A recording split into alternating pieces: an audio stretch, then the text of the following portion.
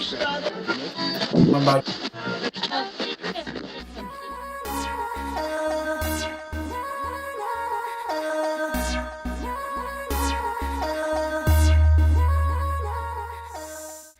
super pumped to be talking about running form. I'm going to go over 5 different ideas that I have in my mind when it comes to running philosophy. Number 1, shoulders in the hips. Your right shoulder is connected to your left hip, vice versa, because we have fascial spiral lines. That's contralaterally, opposite sides both up and side to side. If we think about swimming or even running, cycling, or walking, there needs to be this connection where the shoulder connects to the hip. When it comes to connecting the shoulder to the hip, it's just about increasing awareness and being able to reduce the distance between the shoulder and the hip during exercises, and being able to practice working each system individually. One of the ways we can try to test that out is keeping the hands on the shoulders and try to move the hips left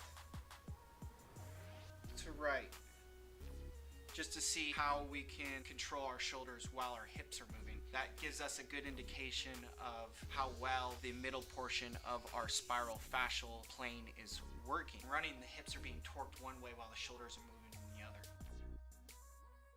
Foot landing position, whether you're landing with the ball of your foot, midfoot, or heel, it doesn't really matter. There's beautiful runners in all 3 styles. It's all about how you utilize each style that's important, where that foot lands underneath your center of gravity. You're always landing slightly in front of your center of gravity. It's just a protective system for our body. Otherwise, we'd be running and falling over a lot more. We say land underneath our center of gravity. We're still trying to be in front of our center of gravity. I mean, we have to be, but it's just about minimizing that range in which we do consistently per stride. Equilibrium for RPMs has been shown to be right around 180. Break it down further, if we said females that are elite are usually a little bit higher, all the way up to 200 RPMs for both feet. That's revolutions per minute, how many times the feet touch the ground. Of course, shorter distances, like under 400, can be much higher than the equilibrium of 180 based on running studies. But the 180 seems to be a good indication of a healthy runner. If we have lower RPM than 180, our foot is landing too far out in front of our center of gravity generally, and it ends up causing unnecessary impact when our heel hits the ground, or our ball of foot, or our midfoot. Regardless whether we're landing our heel, toe, or midfoot, it's all about how much we're slowing ourselves down and where the foot is landing in relation to the rest of the body. If you are a toe runner, calf dominant, when you land on your toes, you don't want your heel to come down and hit the ground. That means that your calf and Achilles tendon are working much harder. Someone that lands midfoot is going to spread the load a little bit more evenly, but it causes a little bit more impact for the ankle joint. The landing on the heel done incorrectly can injure somebody. If done safely, then it's not a big deal. And if you even look at the highest top tier runners in triathlon, because their calves are working so hard to essentially stabilize their ankle during the bike, that means their shin muscles and their calves are working together to keep the ankle still while our quads are pumping the leg. That means that, the calves are going to be pretty toast towards the end of a marathon. You'll see even professional runners who are, holding a 5:30 per mile pace are still landing on their heel because their muscles are still so devastated from all the impact before. Even though that particular person might claim they're a toe runner, it's actually fairly reasonable to say when people get tired, they start to land more midfoot and more on their heel. Keep in mind, after hundreds of thousands of years of evolution, that's actually how our heel has evolved, to take the impact.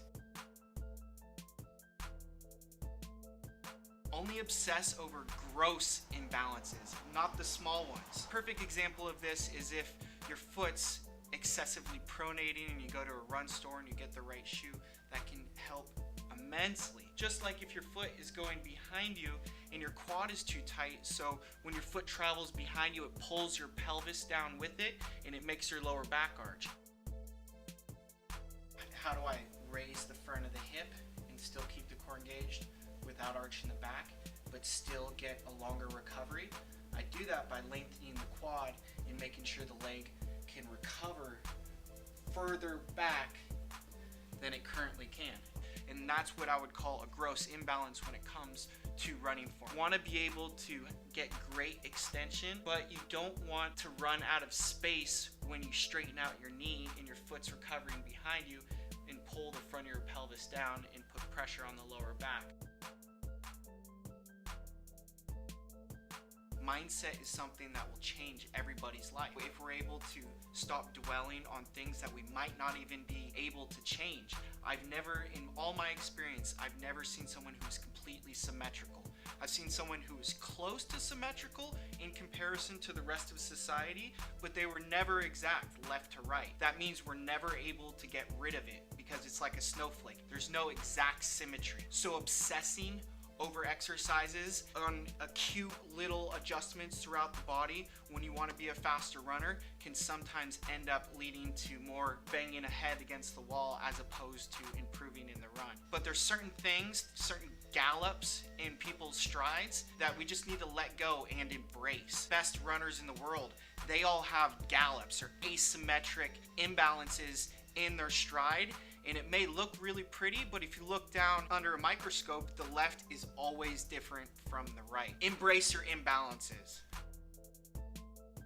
Going back to mindset, scientists and professors have been talking about this forever. Some of you may have known Dr. Peterson. He talks about 12 rules to change your life to become happier today. Well, his first rule is posture. And when it comes to running, that's no different. You want great posture when you run. It's going to change your mindset. It's going to give you more confidence. It's going to make you faster, not only mentally, but also physically. If I were to pronate my hands or internally rotate my hands, see what happens if I take that to the next level.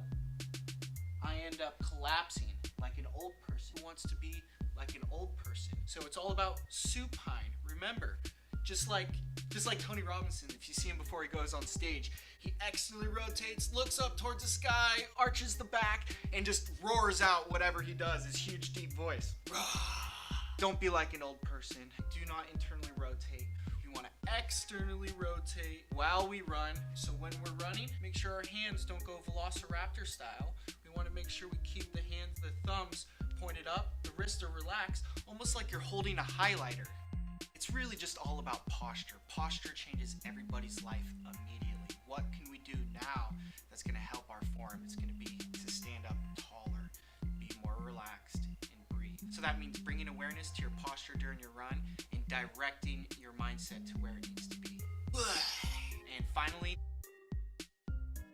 our body needs lubrication. Yes, lubrication. Your body ends up getting stiff. Movement is medicine. We need to move around and lubricate our bodies on a regular basis if we're going to be efficient. It's just like a car that sits for too long or tires that aren't used. They end up deteriorating, atrophying. That's why dancing is such an important thing psychologically in our society, because it's helped lubricating our body. It makes us happy. Body's feeling good, our mind's feeling good. ASICS means a strong body is a strong mind, or is it a sound body is a sound mind? So let's review what's important about running. The connection between the hip and the shoulders, foot landing position, whether it's heel, midfoot, or ball of foot, it's all about your center of gravity. And don't obsess over small imbalances, but work on gross imbalances instead.